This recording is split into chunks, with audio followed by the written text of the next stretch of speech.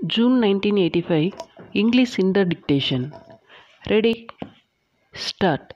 I consider it a great privilege to address you, my young friends, and also some of my old colleagues who have gathered here this evening in such large numbers. It is very nice of your president to have referred to me in such fine terms. I always like to meet the youth of the country. I am happy to be in their midst for as long a time as possible because after meeting them even for a short while I get a lot of inspiration which helps me to a great extent in the discharge of my duties. I am not saying this in the routine way. I am expressing my sincere feelings in the matter. I have always considered the youth days of mine as the most pleasant part of my life as it is in that period we have lot of spirit, energy and imagination to do things in our own way. In this period, they should concentrate on the most important phases of life and should avail of all opportunities to come up in life, all opportunities to learn more and more things to shape their life in the best manner possible.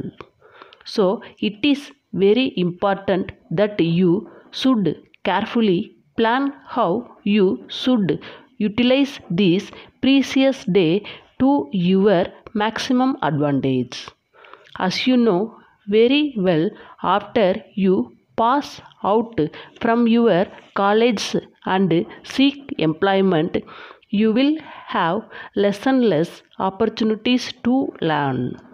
So, it is in your own interest that when you are still learning, whether in college, university, or any other, you should try to observe as much as you can for building up your career. Try to learn as much as possible. Try to utilize every opportunities to choose the right type of subject for your study. I hope many of you may have in you the capacity and intelligence to come up high in various fields of activities. Many of you may have chances to go abroad to acquire higher knowledge in advanced countries.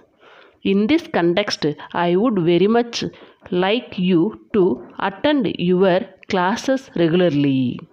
Do not get mixed up in politics too often. In the present state of things, you may have to identify yourself with some party or other, but never get involved in politics to the extent of losing your college attendance. Your regular attendance in the college and your regular listening to your professors in the classroom is necessary to pass your examination with distinction. On the other hand, if you waste your college days in unnecessary matters, I am sorry you may have to regret later in your life. You must always remember that you will never get back the lost days. Next, I would advise you to make full use of the libraries in your institutions. You should not rest content with reading textbooks only while a deep study of the textbooks is necessary. You should also improve your knowledge by reading other books by standard authors.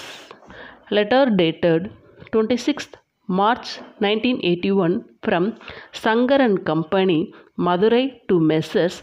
Balan and Sons, Madras. Dear Sirs, we acknowledge receipt of your letter of the 10th instant and are very sorry to note its contents. We have sent you a check for rupees 2000 last week and we are not able to understand why you have sent a reminder to us in respect of a sum which we have already paid. Kindly check up at your end and confirm that you have received the check and there is no amount due from us towards any of your bills.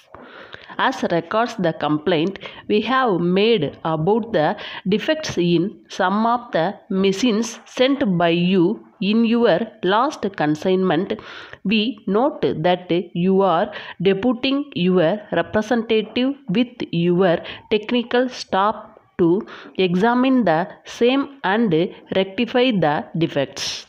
In this connection, we wish to point out that even from the very beginning, these machines have not been giving us satisfactory service. We are afraid that there may be defects in the manufacture itself. If that is so, please replace them by new ones which will give us satisfactory, trouble-free service. Yours faithfully.